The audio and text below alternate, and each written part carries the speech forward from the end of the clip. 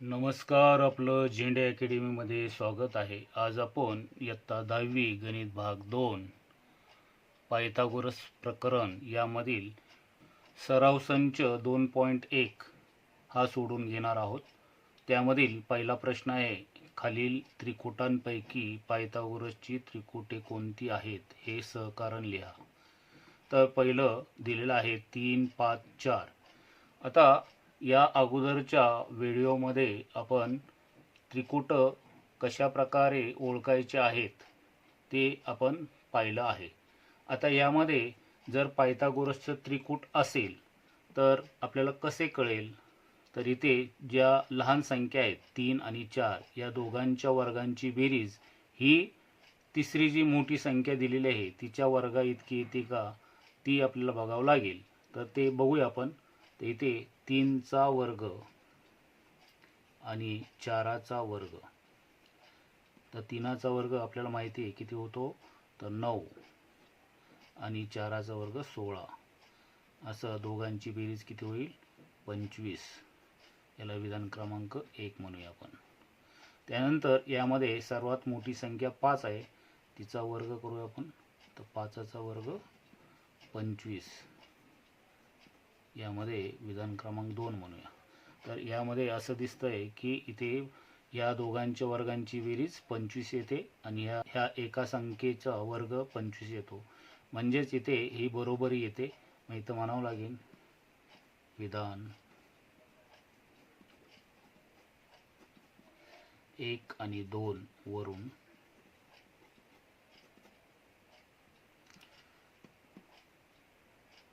3चा वर्ग अधिक 4चा वर्ग बरोबर 5चा वर्ग ही बरोबरी आहे. तर इथे जर ही बरोबरी येत असेल तर इथं म्हणावं लागेल 3, 5, 4 हे पायथागोरस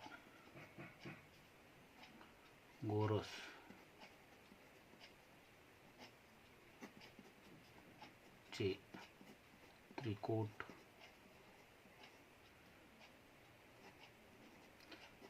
आहे.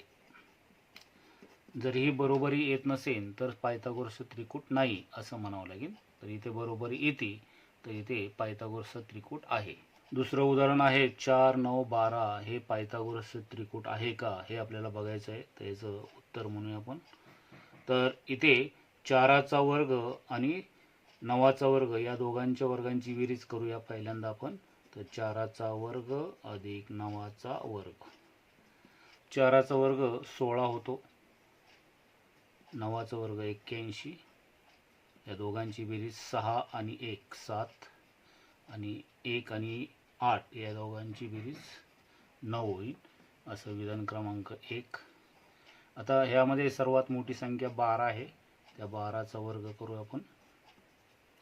तर 12चा वर्ग होतो 144. याला विधान क्रमांक 2 म्हणूया. आता विधान क्रमांक 1 आणि विधान क्रमांक 2 यावरून आपल्याला असं दिसतं की बरोबरी येत नाही.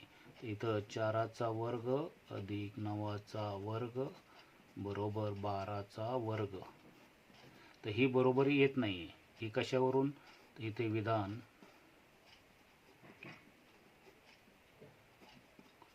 1 आणि 2 वरून. म्हणून इथे म्हणावं लागेल 4, 9, 12 हे पायथागोरस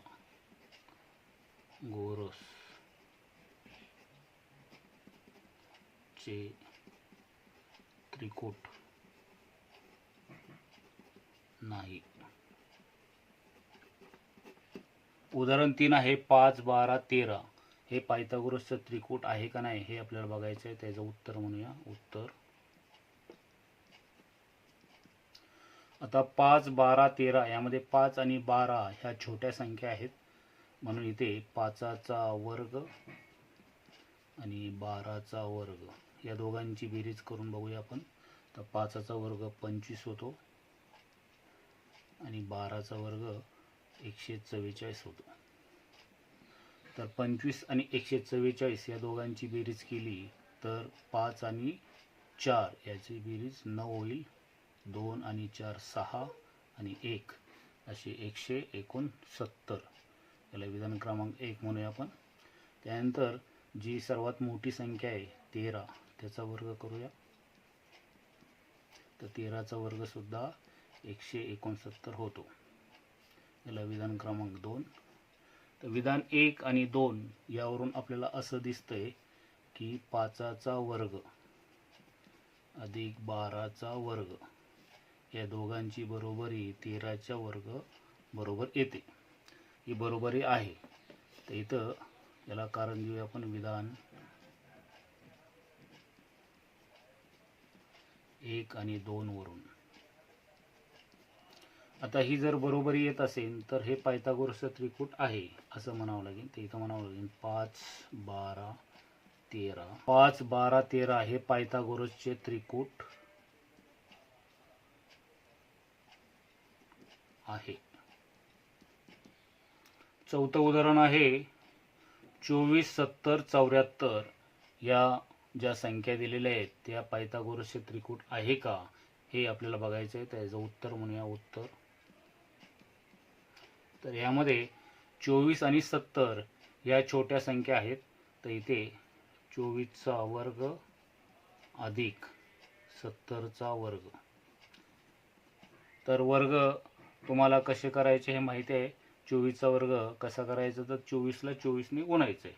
तर 24चा वर्ग किती होतो, तर 24चा वर्ग 576 अधिक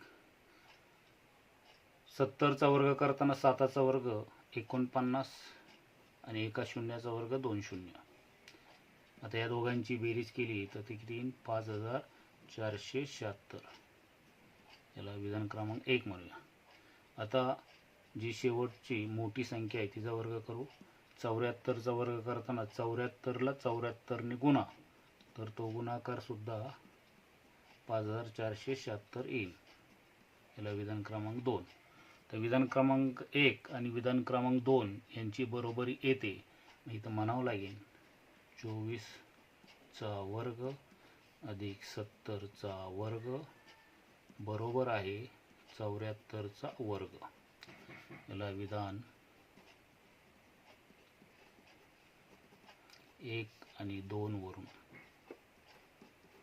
आता जर ही बरोबरी असेल तर हे पायथागोरसचे त्रिकूट आहे. मग इथं म्हणावं लागेल 24, 70, 74 हे पायथागोरसचे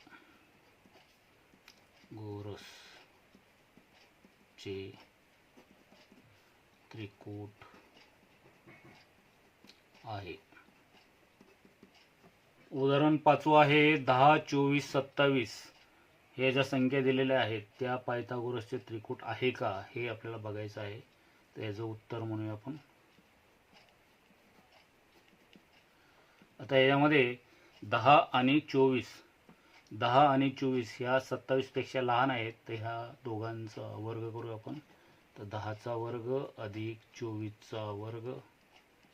तर 10चा वर्ग किती होतो 100 आणि 24चा वर्ग 576. आता या दोघांची बेरीज जर केली तर इथे 676 येईल. याला विधान क्रमांक 1. त्यानंतर 27चा वर्ग करायचा आहे. तर 27ला 27ने गुणा. जर तुमचे वर्ग पाठ असतील तर तुम्ही डायरेक्टली लिहू शकता. या अगोदर एक व्हिडिओ मी टाकलेला आहे वर्ग 1 ते 30 पर्यंतचे वर्ग, तर ते सुद्धा तुम्ही बघू शकता. तर 27चा वर्ग 729. याला विधान क्रमांक 2. आता विधान क्रमांक 1 आणि विधान क्रमांक 2 यामध्ये या दोघांची बेरीज जेवढी येते तेवढी बेरीज ह्याची येत नाही. म्हणजे ह्या बेरजा वेगवेगळ्या येतात. तर ही भिन्नता आहे. म्हणून इथे म्हणूया 10चा वर्ग अधिक 24चा वर्ग. 10चा वर्ग अधिक 24चा वर्ग बरोबर 27चा वर्ग ही बरोबरी नाही आहे. इथं विधान 1 आणि 2 वरून. आता ही बरोबरी नसेल तर हे पायथागोरसचे त्रिकूट नाही असं लिहायचं. म्हणून इथे 10, 24, 27 हे पायथागोरसचे गोरस चे त्रिकूट नाही. उदाहरण क्रमांक 6 आहे 11, 60, 61 ह्या ज्या संख्या दिलेल्या आहेत ते पायथागोरसचे त्रिकूट आहे का हे आपल्याला चेक करायचं आहे. तर इथं म्हणूया उत्तर. तर उत्तरामध्ये आपण 11 आणि 60 ह्या लहान संख्या आहे 61 पेक्षा, म्हणून ह्या दोघांचा वर्गांची बेरीज करून बघूया आपण. तर 11चा वर्ग अधिक 60चा वर्ग. 11चा वर्ग 121 असतो आणि 60चा वर्ग करताना 6चा वर्ग 36 आणि एका शून्याचा वर्ग 2 शून्य. आता ह्या दोघांची जर बेरीज केली तर ती 3721 अशी येईल. तर याला विधान क्रमांक 1. त्यानंतर 61चा वर्ग करताना आपल्याला 61चा वर्ग कसा करायचा मी ह्या अगोदर व्हिडिओमध्ये सांगितलेला आहे. ज्या संख्येच्या शेवटी 1 असतो त्याचा वर्ग करताना एकाचा वर्ग 1 लिहायचा आणि 6ची दुप्पट 12 इथे 2 येईन, हातचाला 1, 6चा वर्ग 36 आणि 1 37. अशा प्रकारे इथे 61चा वर्ग 3721 असं विधान क्रमांक 2 मिळेल. आता विधान क्रमांक 1 आणि विधान क्रमांक 2 यांची बरोबरी आलेली आहे. मग इथं म्हणावं लागेल 11चा वर्ग अधिक 60चा वर्ग बरोबर 61चा वर्ग. ही बरोबरी आहे विधान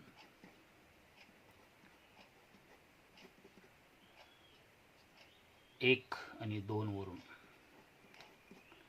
विधान 1 आणि 2 वरून ही बरोबरी आहे म्हणून हे पायथागोरसचे त्रिकूट आहे. इथं 11, 60, 61 हे पायथागोरस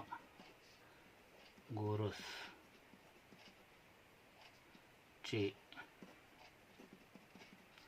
त्रिकूट आहे.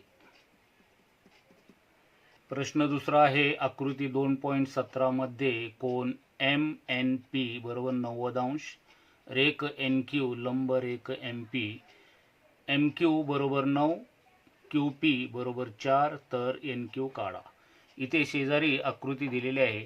त्या आकृतीमध्ये आपण दिलेले जे माप आहेत त्या आकृतीमध्ये जर टाकली तर इथे MQ 9 आहे, QP ही 4 आहे, तर आपल्याला ही NQ काढायची आहे. आता इथे जर हा 90 अंशाचा कोन असेल आणि 90 अंशाच्या शिरोबिंदूतून जर कर्णावर लंब टाकला असेल तर हा भूमिती मध्य होतो. तर इथे भूमिती मध्याच्या प्रमेयानुसार आपण NQ काढू शकतो. इथं म्हणूया उत्तर.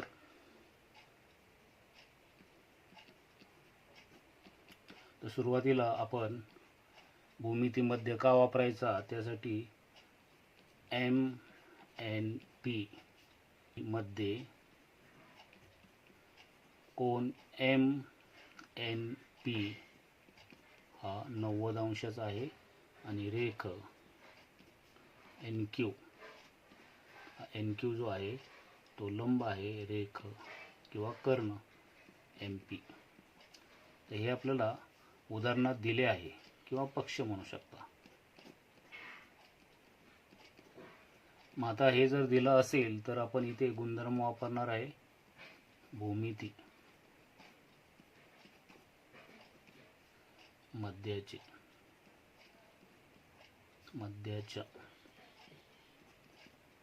प्रमेयाने.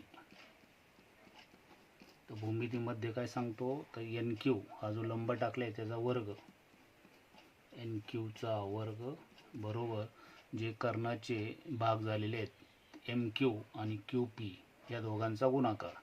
तर इथे MQ गुणिले QP. आता यामध्ये आपल्याला काय काय दिलेलं आहे ते इथे तुम्ही टाका. तर इथे MQ हा आपल्याला 9 दिलेला आहे, QP हा 4 दिला आहे आणि NQ काढायचा आहे. तर इथे आपण या NQ च्या जागी काही किंमत टाकणार नाही, तो तसाच. MQ जो आहे तो 9 आहे आणि QP हा 4 आहे असा 9 आणि 4 यांचा गुणाकार 36 येईल. तर हे एन क्यू वर्गाची किंमत आहे. मग इथे आपल्याला वर्गमूळ घ्यावं लागेल. तर एन क्यू, तर इथे 36चं वर्गमूळ किती आहे? 6. तर इथे वर्गमूळ घेऊन दोन्ही बाजूंची वर्गमूळ घेतली तर एन क्यूची किंमत 6 येईल. तर हे आपलं उत्तर असणार आहे. प्रश्न तिसरा आहे, आकृती 2.18 मध्ये कोन क्यू पी आर बरोबर 90 अंश, रेख पी एम लंब रेख क्यू आर आणि Q dash M dash R, याचा अर्थ हे तिन्ही बिंदू एका रेषेत आहेत. पी एम याची किंमत 10 दिलेली आहे. क्यू एम बरोबर 8, यावरून क्यू आर काढा. आता ही जर माहिती आपण ह्या आकृतीमध्ये भरून घेतली, इथे पी एम ही 10 दिलेली आहे, त्यानंतर क्यू एम ही 8 दिलेली आहे. तर आपल्याला क्यू आर काढायचे आहे. तर क्यू आर काढण्यासाठी पहिल्यांदा आपल्याला एम आर काढावं लागेल. तर इथे भूमिती मध्याचं इथंसुद्धा गुणधर्म वापरावं लागणार आहे.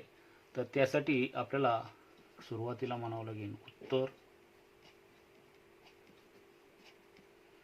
तर उत्तरामध्ये पहिल्यांदा भूमिती मध्य का वापरायचा, तर त्यासाठी त्रिकोण हा क्यू पी आर मध्ये कोन क्यू पी आर हा 90 अंशाचा दिलेला आहे. त्यानंतर रेख पी एम हा लंब दिलेला आहे, रेख क्यू आर, त्यामध्ये Q dash M dash R हे सगळं आपल्याला पक्ष म्हणा किंवा दिले आहे. म्हणजे प्रश्न दिलेला आहे त्याला पक्ष म्हणू शकता किंवा दिले आहे.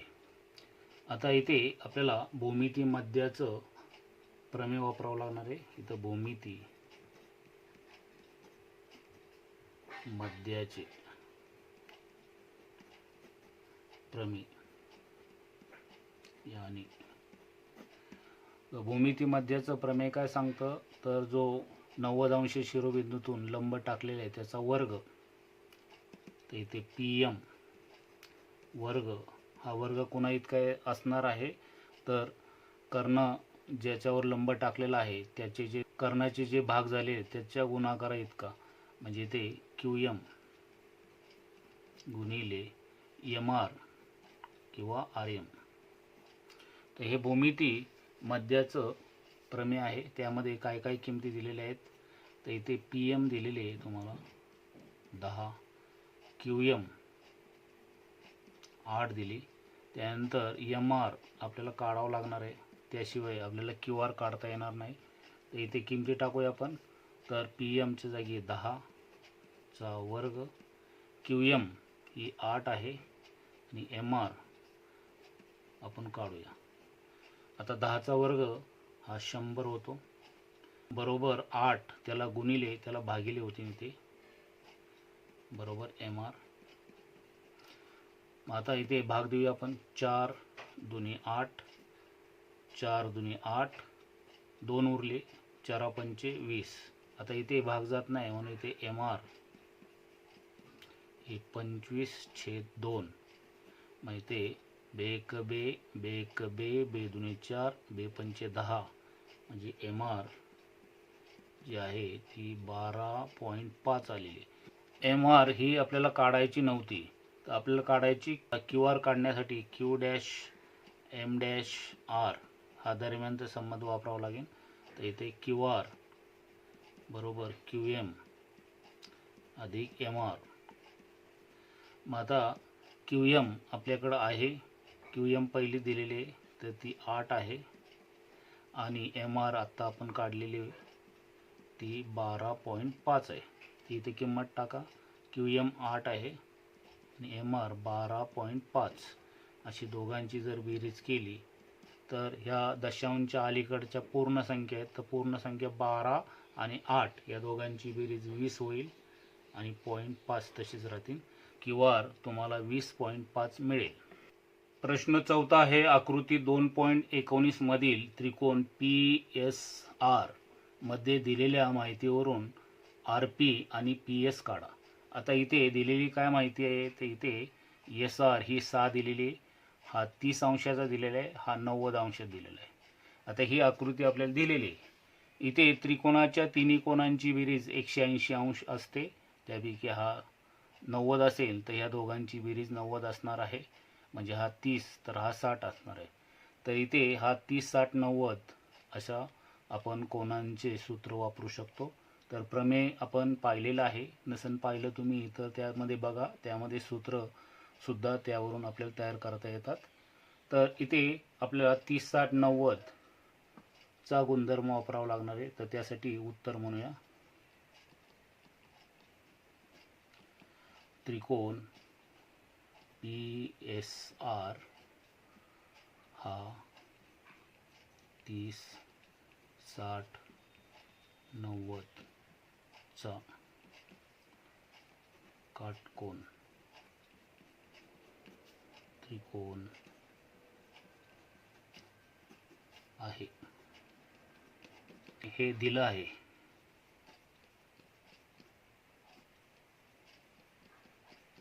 आता हे जर दिलं असेल तर आपल्याला 30 समोरची बाजू दिलेली आहे, तर आपण कर्ण काढू शकतो. तर 30 समोरील बाजू कर्णाच्या निमपट असते, हे सूत्र वापरू शकतो.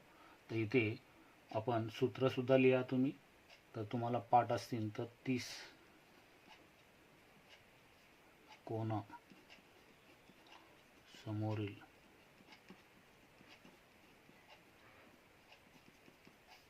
बाजू बरोबर 1/2 गुणिले कर्ण, हे सूत्र आहे.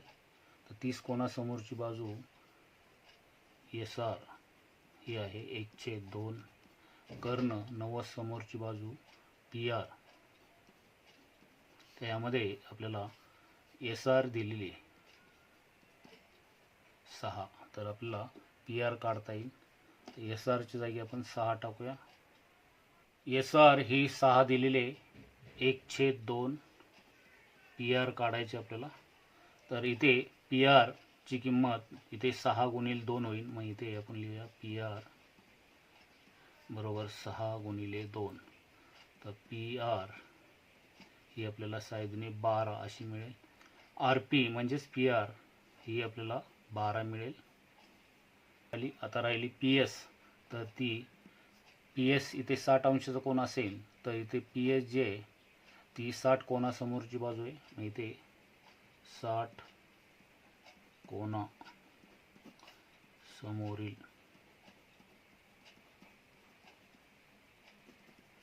बाजू बरोबर √3/2 गुणिले कर्ण. हे सूत्र पाठ नसेल तर पाठ करा. यामध्ये 60 कोणासमोरची बाजू जी आहे ती पी एस आहे, त्यानंतर √3/2 गुणिले कर्ण पी आर आहे. आता यामध्ये आपण पी आर काढलेला आहे, तर ती किंमत टाका. तर पी आर आपली 12 आहे, तर 2 बेसन 12 म्हणजे पी एस ही 6 गुणिले √3, तर 6√3 अशी. तर दोन किमती आपण काढलेल्या आहे, पी आरची किंमत 12 काढलेली आहे, पी एसची किंमत 6√3 इतकी येईल. प्रश्न 5 आहे. आकृती 2.20 मध्ये दिलेल्या माहितीवरून ए बी आणि बी सी काढण्यासाठी खालील कृती पूर्ण करा. तर इथे काही रिकाम्या जागा दिलेल्या आहेत. ही आकृती दिलेली आहे. आकृतीमध्ये त्रिकोण ए बी सी मध्ये ए बी आणि बी सी ह्या दोन बाजू सारख्या दिलेल्या आहेत. ए सी याची किंमत वर्गमुळात 8 किंवा √8 अशी किंमत दिलेली आहे. तर आपल्याला ह्या रिकाम्या जागा भरायच्या आहेत. तर इथे एक गोष्ट तुमच्या लक्षात येईल की जर हा 90 अंशाचा कोन असेल आणि ह्या दोन बाजू सारख्या असतील, तर हा समद्विभुज काटकोन त्रिकोण असणार आहे. मग आता याच्या जे एकरूप बाजू आहेत त्या समोरचे कोन सुद्धा एकरूप असणार आहे. आता हा जर 90 अंशाचा असेल तर ह्या दोघांची बेरीज 90, तर 90चे 2 भाग केले तर हा 45 अंशाचा होईल, हा 45 होईल. तर इथे हा 45 अंशाचा, हा 45. हे पायालगतचे कोन एकरूप असतात, समद्विभुज त्रिकोणाचा गुणधर्म आहे. आता ह्या जर रिकाम्या जागा भरायच्या असतील तर ए बी बरोबर बी सी ह्या का सारख्या आहेत, तर इथे म्हणावं लागेल एकरूप कोना समोरील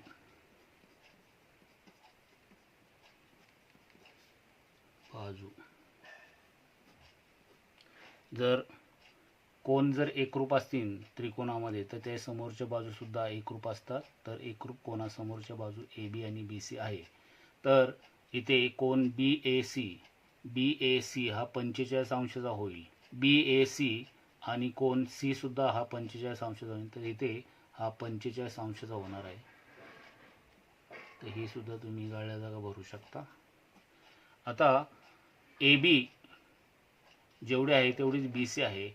तर 45 या त्रिकोणामध्ये 45 कोणासमोरची बाजू ह्याचं सूत्र असं आहे. इथं सूत्र दिलं नाही पण इथं मी तुम्हाला लक्षात राहण्यासाठी लिहितो. तर 45 कोणा समोरील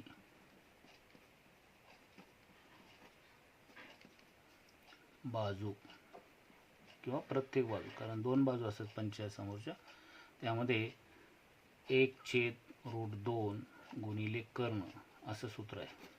तर हे सूत्र तुम्ही पाठ करून ठेवा. ते सूत्र इथं वापरायचं आहे. तर ए बी आणि बी सी ह्या 45 समोरच्या बाजू आहे. इथे 1/√2, इथे 1/√2, तसेच इथे 1/√2. त्यानंतर ए सी याची किंमत वर्गमुळात 8 अशी दिलेली आहे.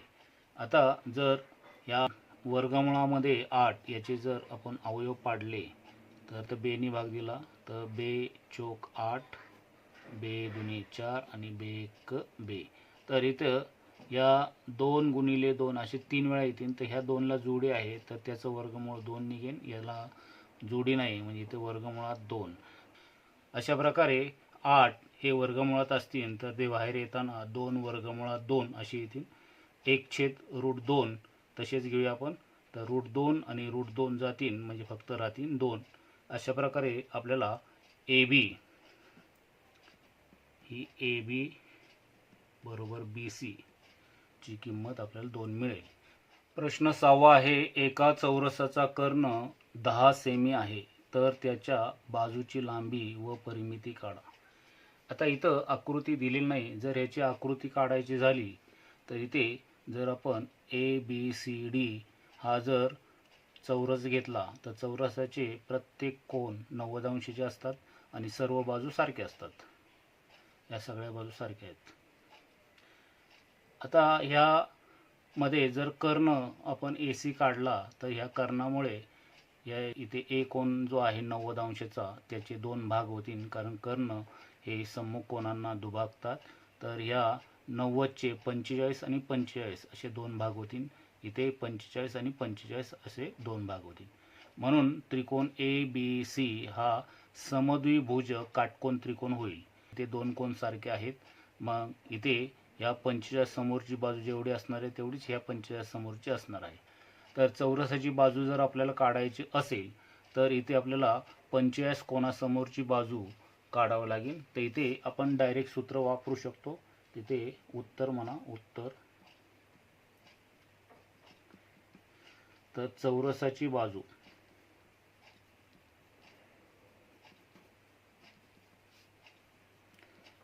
चौरसाची बाजू ही काय आहे तर 45 कोना समोरील बाजू याचं सूत्र वापरायचं आपलं. 45 अंश कोनासमोरील बाजू ही 1/√2 गुणिले कर्ण. तर कर्णाच्या 1/√2 पट असते.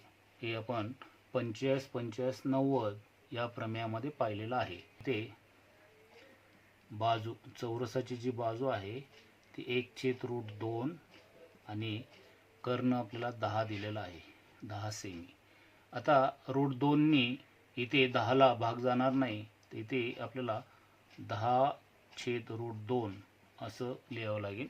आता इथे जर उत्तर आपल्याला बाजूची किंमत काढायची असेल, चौरसाची बाजू काढायची असेल तर इथे छेदाचं परिमेयकरण करावं लागेल.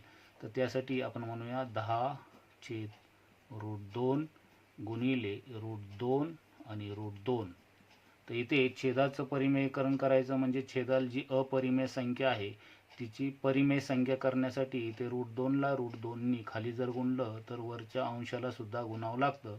अंश आणि छेद एका संख्येने गुणलं तर मूळ अपूर्णांकामध्ये काही फरक पडत नाही. हा गुणधर्म आपण इथं वापरला. इथं म्हणायचं छेदाचे परिमेयकरण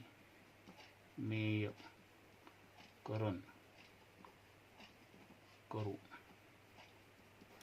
मग आता इथे छेदाचं परिमेयकरण केलं तर इथं 10√2 तसेच राहतील आणि √2ला √2नी गुणलं तर 2 तयार होतात. बेक बे बे पंचे 10 म्हणजे 5√2.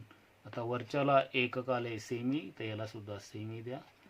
तर इथे आपल्याला म्हणावं लागेल चौरसाची बाजू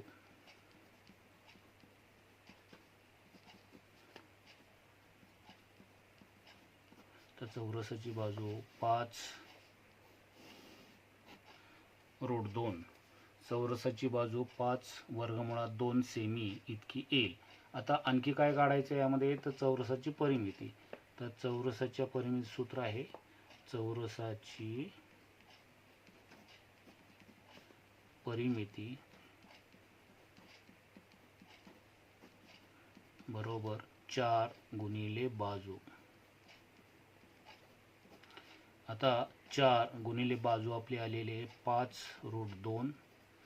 मग इथे 5 आणि 4 या परिमेय संख्या आहेत त्यांचा गुणाकार 5 चोक 20 आणि √2 तसेच राहतील. तर याला सुद्धा सेमी असं एकक येईल. तर इथे चौरसाची परिमिती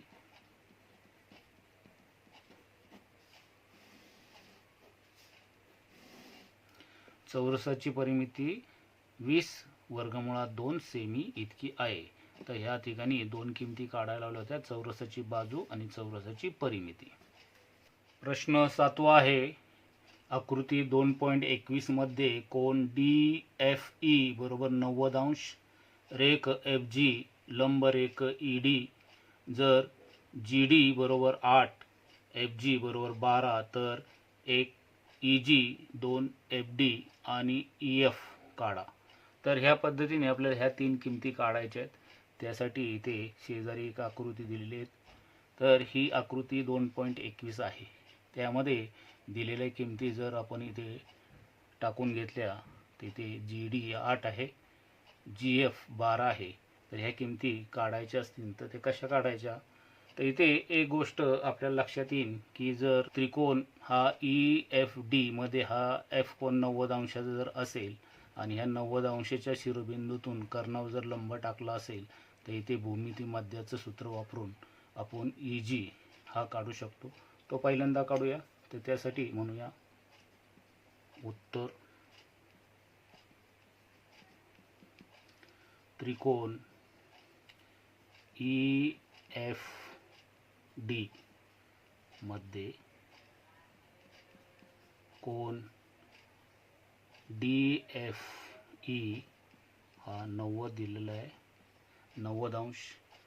रेख FG हा लंब दिलेला आहे, रेख ED आणि हे सगळं आपल्याला दिलं आहे. आणि जर असं जर असेल तर आपण भूमिती मध्याचं प्रमेय वापरू शकतो.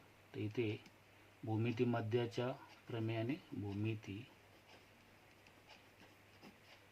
मध्याचे प्रमेयाने मग भूमिती मध्याचं प्रमेय काय आहे तर जो लंब टाकलेला आहे म्हणजे FG याचा वर्ग हा कर्णावर जो टाकलेला आहे त्यामुळे कर्णाचे दोन भाग झालेत. तर इथे EG गुणिले GD. आता यामध्ये आपल्याला काय काय किमती दिलेल्या आहेत तर इथे EG नाही आपल्याला, FG आपल्याकडे आहे. FG इथे 12 आहे. त्यानंतर EG काढायचा आहे तुम्हाला. त्यानंतर GD दिलेला आहे, तर GD 8 दिलेला आहे. आता ह्या किमती आपण टाकून EG काढूया. तर एफ जी जागी 12 त्याचा वर्ग, ई जी काढायचा आहे आपल्याला, जी डी 8 दिलेला आहे. आता 12चा वर्ग तुम्हाला पाठ पाहिजे, तर 12चा वर्ग 144 येतो. 8 गुणिले इकडं आल्यावर भागिले होतील, बरोबर राहिला ई जी. इथं 12चा वर्ग पाठ नसेल तर 12 गुणिले 12 असं दोनदा लिहिलं तरी चालेल, कारण भागच द्यायचा आहे.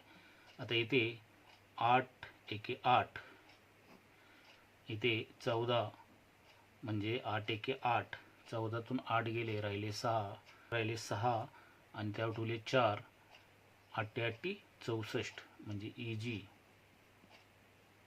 आपली 18.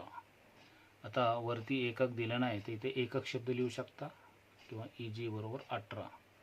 ही पहिली किंमत आपली आलेली आहे. एफ डी, तर इथे एफ डी ही काढायची, तर त्यासाठी हा त्रिकोण तुम्ही वापरू शकता. तर ह्या काटकोन त्रिकोणाचा वापर करा तुम्ही. तर इथे म्हणू शकता त्रिकोण एफ जी डी मध्ये कोणता कोण 90 अंशाचा, एफ जी डी हा 90 अंशाचा आहे, हे दिलं आहे आपल्याला. इथे पायथागोरस सूत्र वापरू आपण. तर पायथागोरस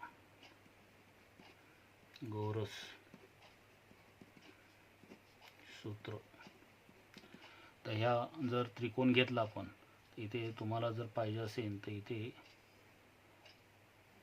खाली घेतो, हा जी आहे, हा डी आहे, हा एफ आहे. तर ही 8 दिलेली आहे, ही 12 आहे. तर इथे कर्ण काढायचा इथे. तर इथं कर्णाचा वर्ग म्हणजे एफ डीचा वर्ग बरोबर बाकीच्या उरलेल्या दोन बाजूंच्या वर्गांची बेरीज म्हणजे जी एफ किंवा एफ जीचा वर्ग अधिक जी डीचा वर्ग.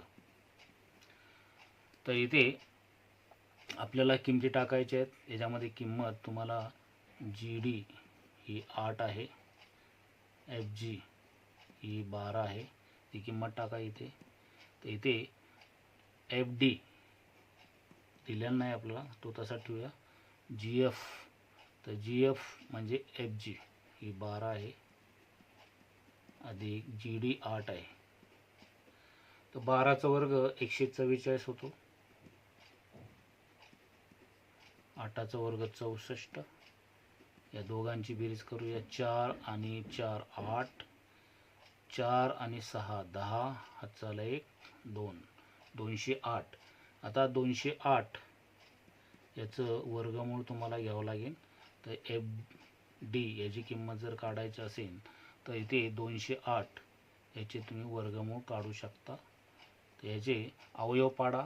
तर 208ला 2नी भाग जाईल, बे 1 बे, बे 0 0, बे चौक 8, परत बे 5 10, बे 2 4, परत बेनी, बे 2 4, 1 उरला, बे संग 12, त्यानंतर परत 2नी बे 1 बे, बे 3 6 आणि 13. आता वर्गमूळ काढण्याची पद्धत अशी, ह्या 2ला जोडी, ह्या 2ला जोडी, ह्या 13ला जोडी नाही, म्हणजे बे इथं 2 येतील आणि हे 2, बे 2 4 आणि वर्गमुळात 13. तर इथे वर्गमूळ घेऊन तर एफ डी याची किंमत 4 वर्गमुळात 13 येईल. आता आपल्याला ई जी काढण्यासाठी हा खालचा त्रिकोण घ्यावा लागेल. तर इथे जी एफ ई या त्रिकोणाचा वापर करावा लागेल. इथे हा 90 अंशाचा कोन आहे, त्यापैकी आपण ई जी ही 18 काढलेली आहे आणि ही 12 दिलेली आहे. आता ई एफ आपण त्यावरून काढूया. त्यासाठी म्हणावं लागेल त्रिकोण ई जी एफ मध्ये कोन ई जी एफ 90 अंशाचा आहे, हे दिले आपल्याला. इथे पायथागोरस सूत्र वापरू आपण. ते पायथागोरस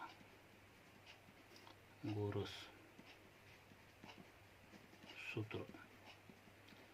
पायथागोरस सूत्रानुसार यामध्ये कर्ण EF आहे, EF चा वर्ग, त्यानंतर राहिलेल्या बाजू आहेत EG चा वर्ग अधिक FG चा वर्ग, FG किंवा GF चा वर्ग. त्यामध्ये आपल्याला काय काय दिलेले आहे, तर इथे EG ही 18 आहे आणि GF किंवा FG ही 12 आहे. तर ह्या किमती आता आपण यामध्ये ठेवूया. यामध्ये जर आपण किमती ठेवल्या तर काय काय किमती ठेवायचे, आपल्याला EG बरोबर 18 ठेवायचे, 18 चा वर्ग, FG किंवा GF 12 चा वर्ग आहे. आता 18 चा वर्ग 324 होतो अधिक 12 चा वर्ग 144. आता ह्या दोघा 66, 4 आणि 4 8, 6 आणि 4 468 ही EF वर्ग ही 468 आलेली आहे. आता आपल्याला EF काढायचं असेल तर वर्गमूळ घ्यावं लागेल. तर इथे EF तर 468चं वर्गमूळ काढताना इथे 400 रफ पानावर 468चे अवयव पाडावे लागतील. तर इथे 2 भाग द्या, 2 दुनी 4, 2 त्रिक 6, 2 चौक 8, परत 2 भाग द्या, 2 एक 2, 2 एक 2, 2 साती 14. आता इथे 3 भाग जाईल, कारण 2 भाग जाणार नाही, कारण समसंख्या नाही. इथं अंकांची बेरीज 9 होती म्हणून 3 भाग जाईल. इथं 3 त्रिक 9, 11तून 9 गेले तर 2 आणि 3 9 27, परत 3 भाग जाईल. 3 एक 3, 3 त्रिक 9 आणि 13. तर अशा प्रकारे या 2ला जोडी भेटली, या 3ला जोडी भेटली, तर 2 आणि इथं 3, त्याचा गुणाकार 3 दुने 6 आणि वर्गमुळात 13. याचं वर्गमूळ 6 वर्गमुळात, तर 468चे वर्गमूळ 6 वर्गमुळामध्ये 13. तर इथे म्हणावं लागेल वर्गमूळ घेऊन. तर अशा प्रकारे आपल्याला EF ची किंमत अशी मिळेल. प्रश्न 8वा आहे, एका आयताची लांबी 35 सेमी व रुंदी 12 सेमी आहे, तर त्या आयताच्या कर्णाची लांबी काढा. या प्रश्नामध्ये आकृती दिलेली नाहीये, पण जर आपण आकृती काढायची ठरवली तर इथे ABCD हा जर आयत घेतला तर आयताचे प्रत्येक कोन 90 अंशाचे असतात आणि समोरासमोरच्या बाजू सारख्या असतात. जी मोठी असती ती लांबी असती आणि जी लहान असती ती रुंदी असते. तर इथे लांबी 35 आहे आणि रुंदी 12 आहे. तर इथे आयताचा कर्ण काढायचा आहे. तर इथं जर आकृती काढली आपण तर इथे AC काढायचं आहे. तर इथे आपल्याला म्हणावं लागेल उत्तरात, तर उत्तर आकृती मध्ये चौकोन ABCD हा आयत आहे. तर हे जर आपण घेतलं, म्हणजे इथे प्रश्नामध्ये सांगितले आयत, फक्त आकृतीला नाव दिले आपण ABCD. या आयताचा जर आपण ABC हा त्रिकोण घेतला, त्रिकोण ABC मध्ये कोन B किंवा ABC हा 90 अंशाचा आहे. इथे पायथागोरस सूत्र आपण वापरूया. पायथागोरस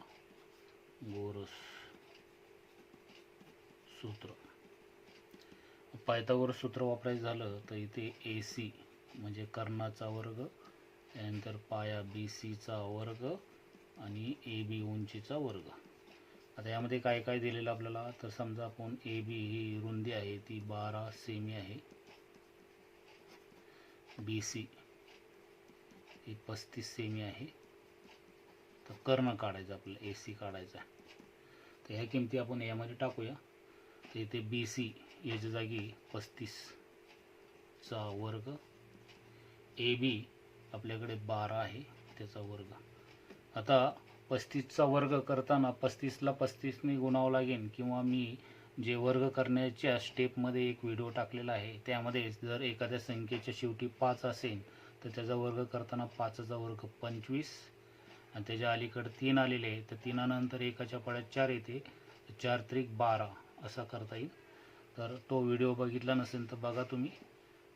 त्यानंतर 12चा वर्ग 144. या दोघांची बेरीज 1369 अशी होती. ती ए सीची किंमत आली. ए सी वर्गाची किंमत आपल्याला वर्गमूळ घ्यायचं आहे. इथे ए सी तर 1369 जर तुम्ही अवयव पाडले त्याचे तर 37चा वर्ग आहे तो, तर याचा वर्गमूळ 37 येईल. तर इथे वर्गमूळ घेऊन जर हे वर्गमूळ तुम्हाला प्रत्यक्षपणे डायरेक्ट कसं काढायचं त्यासाठी एक व्हिडिओ तुम्हाला टाकलेला आहे, तो सुद्धा बघा वर्गमूळ काढण्याचा. तर ए सी म्हणजे हा आयताचा कर्ण आहे, तर इथे शेवटी म्हणावं लागेल आयताचा कर्ण बरोबर 37 सेमी आहे. अशा प्रकारे हे उत्तर येईल. प्रश्न 9 आहे, त्याला स्टार दिलेला आहे, म्हणजे परीक्षा दृष्टीने हा महत्त्वाचा आहे. आकृती 2.22 मध्ये एम हा बाजू क्यू आरचा मध्यबिंदू आहे. कोन पी आर क्यू बरोबर 90° असेल तर सिद्ध करा पी क्यू वर्ग बरोबर 4 पी एम वर्ग वजा 3 पी आर वर्ग. आता यामध्ये पक्ष साध्य दिलेलं नाही, तर तुम्ही तरच्या अगोदरचा जेवढा भाग आहे तो पक्षामध्ये इथं लिहू शकता आणि साध्यामध्ये हे लिहायचं आहे. तर अशा प्रकारे तुम्ही पक्षसाध्य तुम्ही लिहून काढा. आता मी याच्यामध्ये फक्त सिद्धता सोडवणार आहे. तुम्हाला पक्षसाध्य लिहून मग सिद्धता सोडवायची आहे. ही जी सिद्धता सोडवायची आहे त्याच्या स्टेप तुम्हाला मी सांगणार आहे. तर याच्यामध्ये ही जी आकृती दिलेली आहे त्याच्यावरून त्याचे 2 भाग करायचे आहेत. तर इथे पी आर एम हा जो काटकोन त्रिकोण आहे तो आणि पी आर क्यू, तर इथे हे जर 2 त्रिकोण घेतले आपण वेगवेगळे तर ह्यावरून तुम्हाला सिद्धतेचे पॉईंट्स कळतील. तर पी आर एम हा काटकोन त्रिकोण आहे आणि पी आर क्यू मध्ये यम हा मध्यबिंदू आहे, म्हणजे मध्यक आहे. तर इथे हे पायथागोरसचं सूत्र वापरायचं आहे आणि इथं आपोलनीचं सूत्र वापरायचं आहे. आता ह्या दोघांमध्ये काय भाग कॉमन आहे तर आर एम. तर इथे आर एमची किंमत तयार करून ती नंतर ह्याच्यामध्ये टाकायची आहे, मग इथं हे दिलेलं सिद्ध होईल. आता ह्या स्टेप आपण कशा वापरायच्या त्या बघूया. तर इथे म्हणूया सिद्धता.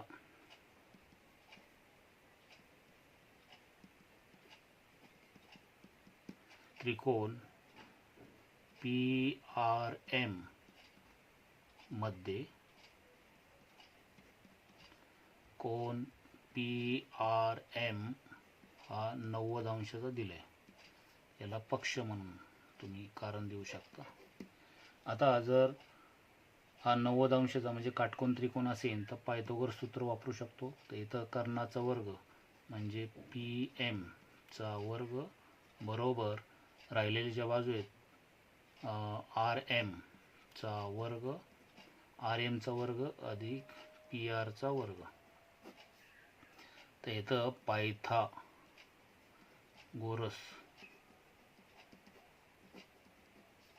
सूत्र. ह्या दोघांमध्ये आर एम हा भाग सामायिक आहे. मग इथे आर एम ची किंमत आपण तयार करणार आहोत. इथे पी एम वर्ग हा पी आर इकडे आल्यानंतर वजा होईल, पी आर वर्ग बरोबर आर एम. याला विधान क्रमांक 1. आता या त्रिकोणामध्ये आपल्याला एम हा मध्यबिंदू दिलेला आहे. तर इथे त्रिकोण पी आर क्यू मध्ये रेख पी एम ही मध्यक आहे,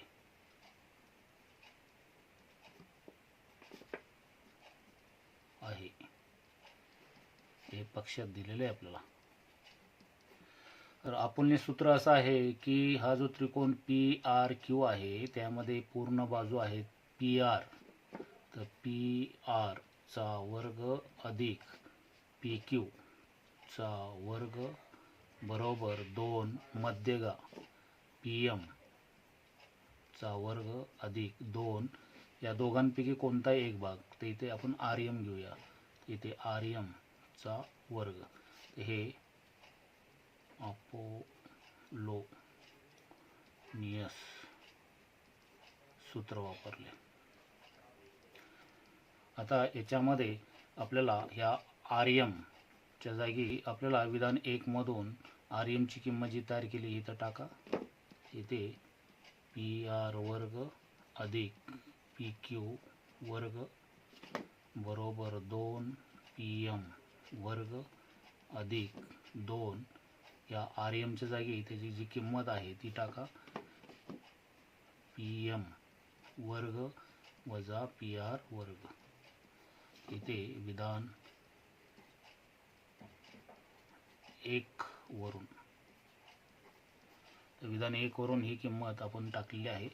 आता याला सरळ रूप देऊ आपण. 2 PM वर्ग तसाच राहील अधिक 2 नी कंसात गुणा, 2 नी PM ला गुणलं तर 2 PM वर्ग वजा 2 नी PR ला गुणल्यानंतर 2 PR वर्ग आणि इकडे PR वर्ग अधिक PQ वर्ग. आता साध्यामध्ये आपल्या इकडं फक्त PQ आहे, तर हा PQ फक्त इथं ठेवा, PQ वर्ग. बाकीचे इथे PM आणि हा PM, तर 2 आणि 2 4 झाला, 4 PM वर्ग वजा 2 PR वर्ग आणि हा PR अधिक आहे, इकडं आल्यानंतर वजा होईल PR वर्ग. तर अशा प्रकारे इथे PQ वर्ग बरोबर 4 PM वर्ग, हा वजा 2 आणि वजा 1, तर वजा वजा संत अंकांची बेरीज होती, तर 2 आणि 1 3 PR वर्ग. आणि हे आपलं साध्यामधलं आलेलं आहे आणि हे सिद्ध झालं. तर हे सिद्ध. प्रश्न 10वा आहे, याला स्टार केलेला आहे आणि हा शेवटचा प्रश्न आहे ह्याच्यामधला. तर 10वा प्रश्न आहे स्टार केलेला. रस्त्याच्या दुतर्फा असलेल्या इमारतीच्या भिंती एकमेकांना समांतर आहेत. 5.8 मीटर लांबीच्या शिडीचे एक टोक रस्त्यावर ठेवले असता तिचे वरचे टोक पहिल्या इमारतीच्या 4 मीटर उंच असलेल्या खिडकीपर्यंत टेकते. त्याच ठिकाणी शिडी ठेवून रस्त्याच्या दुसऱ्या बाजूस वळवल्यास तिचे वरचे टोक दुसऱ्या इमारतीच्या 4.2 मीटर उंच असलेल्या खिडकीपर्यंत येते. तर रस्त्याची रुंदी काढा. आता यामध्ये आकृती काय दिलेली नाही. जर ह्या माहितीवरून जर आकृती काढायची झाली तर आपल्याला इथे ही आकृती काढता येईल. समजा आता ही शिडी पहिल्यांदा या AC या इमारतीला जर टेकवली तर त्या शिडीची लांबी आहे 5.8 मीटर. तर इथे 4 मीटर उंच असलेल्या खिडकीपर्यंत ती या ह्या खिडकीपर्यंत पोचते. ही पहिली इमारत आहे, हा पूर्ण रस्ता आहे. आता दुसऱ्या वेळेस काय केलेलं आहे की शिडी अशीच उचलून ती त्याच ठिकाणाहून दुसऱ्या इमारतीकडे सरकवली तर शिडीची लांबी तीच राहणार आहे, तर 5.8 मीटर. परंतु इथं दुसऱ्या खिडकीची जी दुसरी इमारत आहे तिची खिडकी E ह्या ठिकाणी आहे. त्या इमारतीच्या 4.2 मीटर उंच पर्यंत E ठिकाणीपर्यंत ती शिडी पोचलेली आहे. तर या बाजूनी A ठिकाणची खिडकी आणि E ठिकाणची अशा प्रकारे दोन ठिकाणी शिडी हलवलेली आहे. त्यामुळे ह्या दोन इमारतीमधला जो रस्ता आहे ती रस्त्याची रुंदी तुम्हाला काढता येईल. पहिल्यांदा तुम्हाला त्यासाठी इथे हा ACB हा काटकोन त्रिकोण वापर करून BC काढायचा आहे आणि त्यानंतर BDE हा काटकोन त्रिकोण वापरून तुम्हाला BD काढायचा आहे. BC आणि BD ह्या आपल्या दोन किमती आल्यानंतर CD ही जी आहे ती रस्त्याची रुंदी आहे. तर रस्त्याची रुंदी काढताना हा दरम्यानचा संबंध वापरून तुम्ही BC आणि BD या दोघांची बेरीज करून रस्त्याची रुंदी काढू शकता. ह्या गणिताच्या स्टेप आहेत. आता ही माहिती आपण आकृतीमध्ये जी काढलेली आहे ती इथे उत्तरात कशा प्रकारे लिहायची, तर ही आकृती काढा आणि आकृतीप्रमाणे इथं आकृती आपण काढलेली आहे ती आकृती कशी काढायची ती लक्षात ठेवा. तर त्रिकोण ए बी सी हा ए बी सी मध्ये सी कोण 90 अंशाचा आहे. ए बी बरोबर बी, ए बी बरोबर बी ही शिडीची लांबी आहे ती 5.8 मीटर आहे. त्रिकोण बी डी ई, बी डी ई यामध्ये डी कोण 90 अंशाचा आहे. तसेच ए सी हा जो ए सी आहे ती पहिल्या इमारतीची उंची 4 मीटर आहे आणि डी ही दुसऱ्या इमारतीची उंची 4.2 मीटर आहे. सुरुवातीला इथं उत्तरात पुढं आपल्याला म्हणावं लागेल की त्रिकोण ए सी बी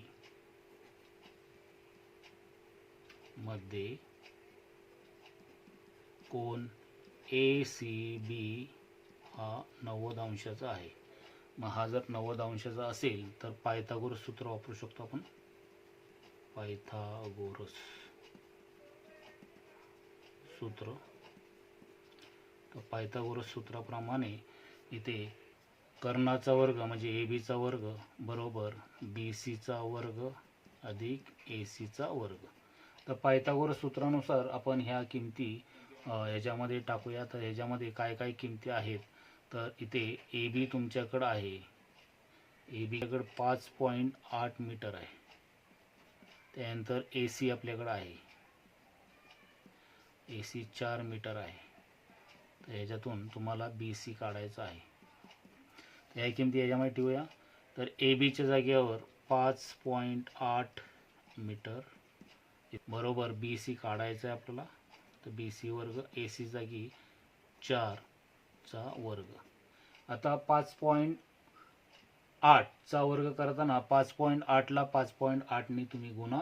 ते 5.8 गुणिले 5.8 हा गुणाकार जर तुम्ही केला तर 8 8 64, 8 6, 8 5 40, 40 आणि 6 46, त्यानंतर 0, 8 5 40, 4 4, 5 5 25 आणि 4 29.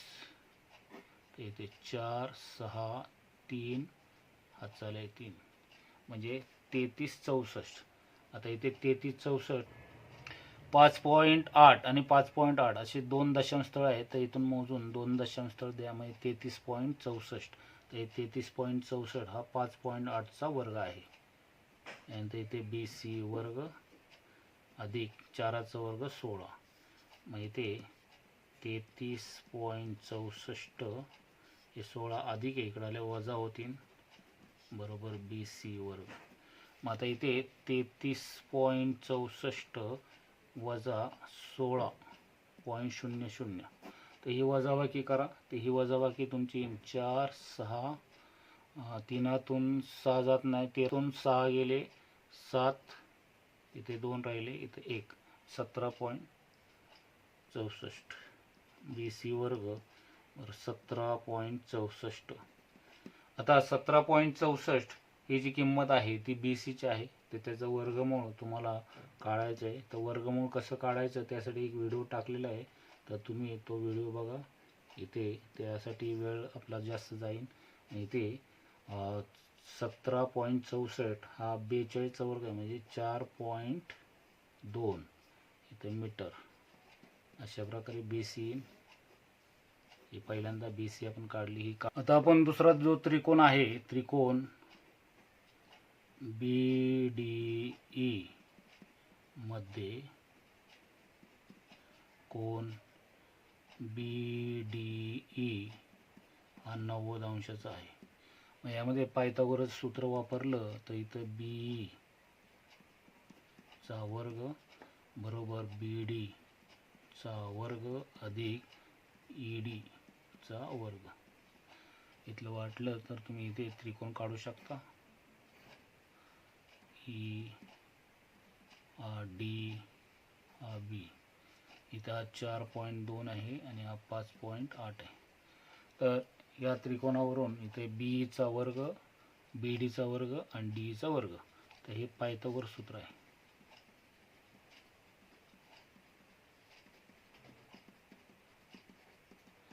आता यामध्ये किमती टाका. इथे बी आपली 5.8 चा वर्ग, बी डी आपल्याकडनं आहे बी डीचा वर्ग, ई डी 4.2 चा वर्ग. आता यामध्ये वर्ग करायचे असेल तर तुम्ही करू शकता. तर इथे आणखी एक स्टेप आहे, एकदा अधिक एकदा वजाने बी करू शकता तुम्ही, एकदा अधिकने एकदा वजाने, पण त्यामध्ये सुद्धा तुम्हाला जास्त स्टेप होतील. तर इथे 5.8 चा वर्ग मगाशी केला होता 33.64 बी डी वर्ग, तसाच 4.2 चा वर्ग करताना 4.2 गुणिले 4.2 किंवा 42 मगाशी वर्गमूळ काढलं होतं आपण, तर 4.2 म्हणजे 17.64. 33.64 वजा 17.64 बरोबर बी डी वर्ग. आता ही वजाबाकी आपण इथे रफमध्ये करूया. 33.64 वजा 17.64. तर इथे 0 0 13तून 7 गेले 6 आणि इथे 1, तर इथे 16 आले. इथे बी डीचा वर्ग, इथे बी डी बरोबर 4, इथे वर्गमूळ घेऊन. आता ही बी डी आपल्याला 4 ही मिळालेली आहे. आता आपल्याला रस्त्याची रुंदी जर काढायची असेल तर दरम्यानचा संबंध वापरावा लागेल, सी डॅश बी डॅश डी. तर इथे सी डी म्हणजे रस्त्याची रुंदी आहे, तिथे आपल्याला सी बी म्हणजे बी सी, बी सी अधिक बी डी या दोघांची बेरीज. मग इथे बी सी आपली काय आलेली आहे, तर त्याच्या अगोदर बी सीची किंमत आपण काढली होती 4.2 मीटर आणि बी डी याची किंमत आत्ता काढलेली आहे 4 मीटर. तर ही किमती यात टाकूया. तर इथे 4.2 मीटर अधिक बी डी आहे 4 मीटर. अशा प्रकारे 4.2 मीटर आणि 4 मीटर या दोघांची बेरीज 4 आणि 4 8.2 मीटर. तर इथे सी डी येईल. सी डी म्हणजेच काय, तर रस्ता आहे. तर म्हणून रस्त्याची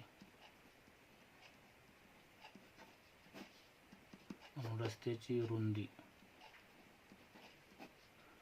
8.2 मीटर आहे.